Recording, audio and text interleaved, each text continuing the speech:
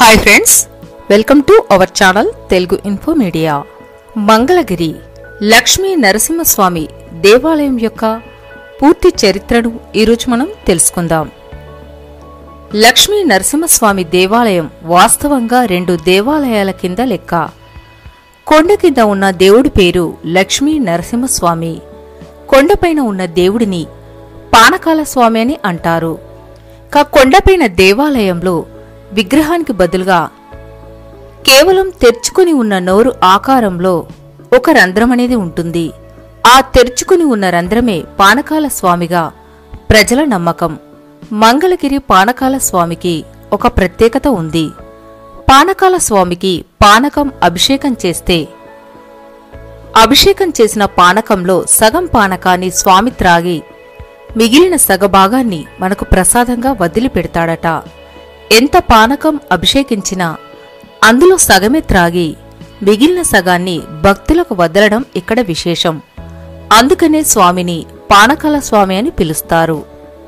మంగళగిరి క్రీస్తుపూర్వం 225 నాటికే ఉనికిలో ఉన్నట్టు తెలుస్తోంది.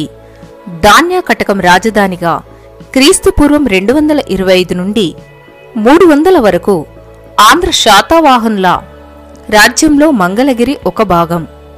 ఆ తర్వాత ఇక్ష్వాకులు, తర్వాత మంగళగిరి పల్లవులు ఏలుబడిలోకి వచ్చింది. పిమ్మట కంతే రాజధానిగా పాలించిన ఆనంద గోత్రేజులుకి రావడం జరిగింది. క్రీస్తు శకం 420 నుండి క్రీస్తు శకం 620 వరకు విష్ణు కుండినిలు మంగళగిరిని పరిపాలించారు. 2వ మాధవవర్మ విజయవాడ రాజధానిగా చేసుకుని మంగళగిరిని పరిపాలించాడు.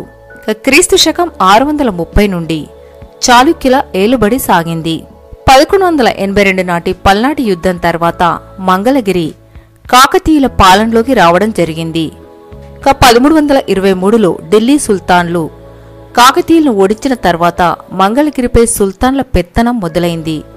1353లో కొండవీడు రాజధానిగా రెడ్డి రాజులు పరిపాలించారు. 1424లో కొండవీడు పతనం చెందాక మంగళగిరి గజపతుల ఏలుబడిలోకి వచ్చింది. 1515లో శ్రీకృష్ణ దేవరాయల వారు గజపతులను ఓడించిన తర్వాత మంగళగిరి అనేది విజయనగర రాజుల ఆధీనమైంది. విజయనగర రాజ్యంలోని 200 పట్టణాలలో మంగళగిరి ఒకటి. 1565లో జరిగిన తల్లికోట యుద్ధంతో విజయనగర రాజ పతనం పరిపూర్ణమైన తర్వాత మంగళగిరికి గోల్కొండ కుతుబ్షాహీ వంశీకులు వారు ఆధీనంలోకి రావడం జరిగింది. కుతుబ్ షాహీన్లు కొండవీడు రాజ్యాన్ని 14 భాగాలుగా విభజించగా వాటిలో మంగళగిరి ఒకటి. మంగళగిరి విభాగంలో 33 గ్రామాలు ఉండేవి. 1750 నుండి 1758 వరకు ఫ్రెంచి పాలనలోనూ, 1758 నుండి 1788 వరకు నిజాం పాలనలో ఉంది. 1788 సెప్టెంబర్ 18న హైదరాబాద్ నవాబు నిజాం అలీఖాన్ గుంటూరును బ్రిటిష్ వారికి ఇచ్చివేశాడు. బ్రిటిష్ వారు వాసిరెడ్డి వెంకటాద్రి నాయుడును ఈ ప్రాంతానికి జమీందార్గా నియమించారు. ఆయన లక్ష్మీ నరసింహస్వామి దేవాలయానికి గోపురాన్ని నిర్మింపజేశాడు. 1788 నుండి 1794 వరకు ఈస్ట్ ఇండియా కంపెనీ వారి సర్క్యూట్ కమిటీ మంగళగిరిని పాలించింది. 1794లో సర్క్యూట్ కమిటీని రద్దు చేసి 14 మండలాలతో గుంటూరు జిల్లాను ఏర్పాటు చేశారు. 1859లో గుంటూరు జిల్లా కృష్ణా జిల్లాతో ఏకమై మళ్లీ 1904 జనవరి 10న విడివడి ప్రత్యేక జిల్లాగా రూపొందింది. అప్పటి నుండి మంగళగిరి గుంటూరు జిల్లాలో ఒక భాగంగా ఉంటూ వస్తుంది. గాలిగోపురం మంగళగిరి శ్రీ లక్ష్మీ నరసింహస్వామి వారి గాలిగోపురం రాష్ట్రంలో అత్యంత ఎత్తైనది. 2 శతాబ్దాలను పూర్తి చేసుకుంది. 11 అంతస్తులతో 157 అడుగుల ఎత్తును కలిగి కేవలం 49 అడుగుల పీఠభాగంతో గాలిలో టీవీగా నిలబడి కనువిందు చేస్తూ సందర్శకులను అబ్బురపరుస్తుంది. అద్వితీయమైన నిర్మాణం. దీనిని 1807-9 కాలంలో ధరణికోట జమీందార్ శ్రీ రాజా వాసిరెడ్డి వెంకటాద్రి నాయుడు నిర్మించారు. అయితే ఈ గోపురం పీఠభాగం పూర్తిగా రాతిచే నిర్మితమైంది. ఈ రాతి కట్టడానికి కొన్ని పగుళ్లు వచ్చాయి. గోపురం పీఠభాగాన్ని 3D లేజర్ స్కానర్తో పునాదుల అంతర్భాగాన్ని స్కానింగ్ చేయించాలని భక్తులు కోరుతున్నారు. మంగళగిరి గోపురాన్ని ఆ ప్రాంత ప్రజలు వారసత్వ సంపదగా భావిస్తారు. పానకాల స్వామికి ఇక్కడ డ్రమ్ముల కొద్దీ పానకాన్ని తయారు చేస్తూ ఉంటారు. పానకం తయారీ సందర్భంగా కింద ఎంతగా ఒలికిపోయినా ఈగలు చీమలు చేరవు. సృష్టిలో ధర్మం పూర్తిగా నశించి యుగ సమాప్తి దగ్గర పడినప్పుడు మాత్రమే పానకం ఒలిగినప్పుడు ఈగలు చీమలు చేరటం ఆరంభమవుతుందని అంటారు. మద్రాసులోని సెయింట్ జార్జ్ ఫోర్ట్ గవర్నర్ రస్టెన్ షా మాస్టర్ మచిలీపట్నం నుండి మద్రాసు వెడుతూ 1679 మార్చి 22వ తేదీన మంగళగిరికి చేరుకున్నారు. ఆ రాత్రి ఆయన అక్కడే బస చేసి ఈ మహత్తుని గురించి విని స్వయంగా కొండపైకి వెళ్లి పానకాల రాయిని సన్నిధిని పరిశీలనగా చూశారు. ఇదేదో గమ్మత్తుగా ఉందని తనకైతే నమ్మశక్యంగా లేదన్నారు. మంగళగిరిలో ఉష్ణోగ్రత చాలా ఎక్కువగా ఉంటుంది. హేతువాదులు మంగళగిరి కొండ ఒక అగ్నిపర్వతమని, దీనిలో గంధకం ఉందని, ఎప్పటికైనా పేలిపోయే ప్రమాదం ఉందని, ఆ విపత్తు నుంచి మంగళగిరిని రక్షించేందుకే గంధకాన్ని ఉపశమింపజేసేందుకే నిత్యం పానకాన్ని నివేదించాలని పూర్వీకులు దేవుడి పేరిట ఈ ఏర్పాటు చేశారని వాదిస్తుంటారు. ప్రాచీన కాలం నుండి మంగళగిరి చేనేతకు వైష్ణవ మతానికి ప్రసిద్ధి చెందింది. ఎందరో చారిత్రక ప్రముఖులు మంగళగిరిని సందర్శించారు. వారిలో అద్వైత సిద్ధాంతకర్త ఆది శంకరాచార్యులు, విశిష్ట ద్వైత్వాన్ని ప్రవచించిన రామానుజాచార్యులు, ద్వైత సిద్ధాంతాన్ని ప్రతిపాదించిన మధ్వాచార్యులు ప్రముఖులు. వల్లభాచార్యుల వారు ఇక్కడి నుండే తన ప్రవచనాలను వినిపించారు. చైతన్య మహాప్రభు కూడా ఈ ప్రాంతాన్ని సందర్శించారు. ఆయన పాదముద్రలు కొండవద్ద కనిపిస్తాయి.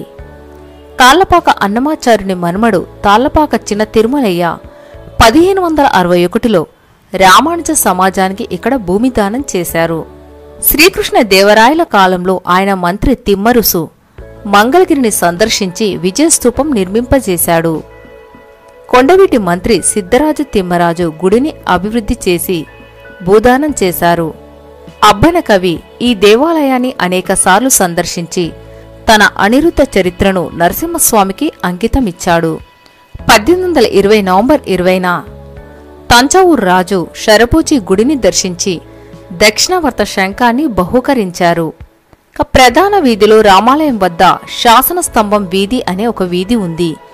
ఈ వీధిలో 8 ముఖాలు కలిగిన ఒక శాసనం ఉంది. ఈ కారణం చేతనే ఈ వీధికి ఆ పేరు వచ్చింది. ఈ శాసనంలో 46 పంక్తులు తెలుగులోనూ 4 పర్షియన్ భాషలను వ్రాసి ఉన్నాయి. 1593లో కుతుబ్షాహీ వృత్తి పన్ను బాగా పెంచేశాడు. అది కట్టలేని చేనేత కార్మికులు మచిలీపట్నం వంటి ప్రాంతాలకు వలస వెళ్లిపోయారు. ఈ విషయం తెలిసిన సుల్తాన్ వాళ్లను వెనక్కి రప్పించమని తన సేనాధిపతి కోజాలిని ఆదేశించాడు. కోజాలి పుల్లారి తీసివేస్తున్నట్టు ఇతర పన్నులను 4 వాయిదాల్లో కట్టవచ్చని మరి శాసనంపై వ్రాయించాడు. మంగళగిరి మధ్యలో 1/2 ఎకరం వైశాల్యంలో కోనేరు ఉంటుంది. దీని పేరు కళ్యాణ పుష్కరిణి. 1558లో విజయనగర రాజుల ఆధీనంలో ఉండగా దీనిని తవ్వించారు. కోనేటికి 4 వైపుల మెట్లు ఉంటాయి. లక్ష్మీనారాయణ స్వామి దేవాలయానికి చెందిన ఈ కోనేటిలో 2 బావులు ఉన్నట్టుగా చెప్తారు. గుడికి తూర్పున శివలింగం ఉంది. 1832 నాటి కరువులో కోనేరు ఎండిపోయి మరి అందులో తుపాకులనేవి బయటపడ్డం జరిగింది. ఇవి పిండారీలకు చెందినవని కోనేటి అడుగున బంగారు గుడి ఉందని ప్రజలు అనుకుంటారు. పానకాల స్వామి దేవాలయం మెట్ల మొదట్లో శ్రీకృష్ణ దేవరాయల వార్చే శాసనం ప్రతిష్ఠించబడిందని చెప్తారు. వాస్తవానికి ఇది రాయల మహామంత్రి సాల్వ తిమ్మరుసుకు చెందింది. 1516లో ఒక మండపం 9 కుంభాలను నిర్మించారు. ఇప్పటి 11 అంతస్తుల గాలిగోపురానికి అప్పట్లో 3 అంతస్తులే ఉండేవి. ఈ మూడింటిని తిమ్మయ్య కట్టించాడని ప్రతీతి. శాసనం ప్రకారం నరసింహస్వామి గుడికి ఈ పట్టణాన్ని దానమిచ్చారు. దేవునికి దానమిచ్చిన ఈ భాగాలను దేవభూమి లేదా దేవస్థాన గ్రామంగా పిలిచేవారు. తిరుమలరాజు తిమ్మరాజు మరి ఉత్సవాలను జరిపించేవారని, గుడి కొరకు 5 విధాల విగ్రహాలను 10 రకాల ఉత్సవ రథాలను తయారు చేయించారు. వాసిరెడ్డి వెంకటాద్రి నాయుడు పరిపాలన కాలంలో చెంచులు గ్రామాలపై పడి దోచుకుంటూ ఉండేవారు.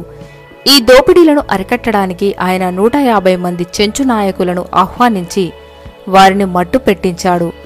దీంతో ప్రజలకు దోపిడీల బెడద తగ్గిన ఆయన అశాంతికి లోనయ్యాడు. పాప పరిహారార్థం దేవాలయాల నిర్మాణం చేయమన్న కొందరు పెద్దల సూచన మేరకు అనేక దేవాలయాలను కట్టించాడు. 1807-9లో నరసింహస్వామి దేవాలయానికి గాలి గోపురాన్ని నిర్మింపచేశాడు. 1833 సంవత్సరంలో నందననామ సంవత్సరంలో భయంకరమైన కరువు ఏర్పడింది. ఈ కరువును డొక్కల కరువు అని అంటారు. దీన్ని నందన కరువు అని కూడా, మరి పెద్ద కరువు అని కూడా అంటారు. ఈ కరువు బీభత్సానికి గుంటూరు జిల్లాలో చుట్టుపక్కల జిల్లాలో ఎక్కడ చూసినా శవాల గుట్టలు కనిపించేవి.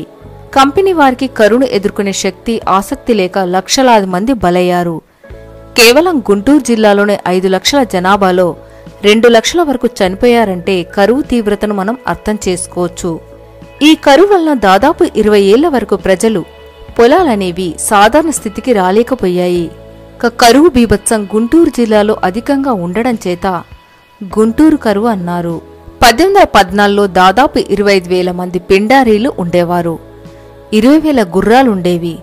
వారు 1816లో కేవలం 11.5 రోజుల్లో 339 గ్రామాలను దోచుకున్నారు. ఎంతో మందిని చంపి ఊళ్లను తగలబెట్టి స్త్రీలను చెరబట్టి బానిసలుగా అమ్మేశారు. ఎక్కడ చూసినా శవాల గుట్టలే. దారుణమైన పరిస్థితులనేవి తలెత్తాయి.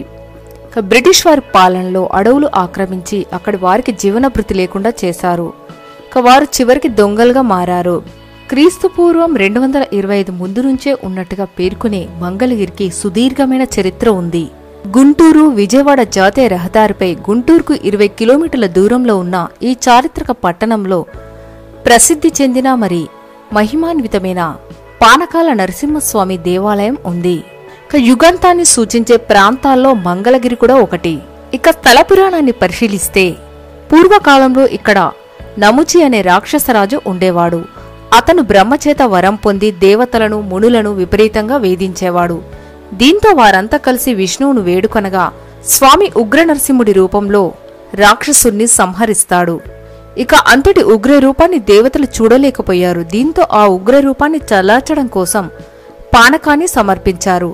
ఆ కారణంగానే ఇక్కడ స్వామివారికి పానకం ఇచ్చే ఆనవాయితీ మొదలైందని స్థల పురాణం చెప్తోంది. మంగళగిరిని కోటాద్రి అని, స్తుతాద్రి అని, మంగళాద్రి అని కూడా పిలుస్తారు. శ్రీ లక్ష్మీ నరసింహస్వామి లీలా విశేషాలకు వేదికలా ఉన్న ఈ దివ్యక్షేత్రంలో లక్ష్మీ నరసింహస్వామి ఆలయానికి 1000 సంవత్సరాల నాటి చరిత్ర ఉంది. పురత్పుడనే మహారాజు ఇక్కడ స్వామివారిని సేవించి అనేక గోదాన, భూదాన, సువర్ణ దానాలిచ్చినట్టు చారిత్రక ఆధారాల ద్వారా తెలుస్తుంది. అలాగే రఘువంశుడైన శంఖభూపాలుడు, చంద్రవంశుడైన ఇంద్రద్యుమ్నుడు ఇక్కడ స్వామిని సేవించినట్టు ప్రతీతి. సో ఫ్రెండ్స్, తెలుసుకున్నారు కదా మంగళగిరి పానకాల స్వామి ఆలయం గురించి పూర్తి వివరాలు, ఆ క్షేత్రం వెనుక ఉన్న సుదీర్ఘ చరిత్ర గురించి. మరిలాంటి ఎన్నో ఆసక్తికరమైన అంశాలు తెలుసుకోవాలంటే please subscribe our channel Telugu info media. మీకు కనుక వీడియో నచ్చితే తప్పక లైక్ అండ్ షేర్ చేయండి. Thanks for watching.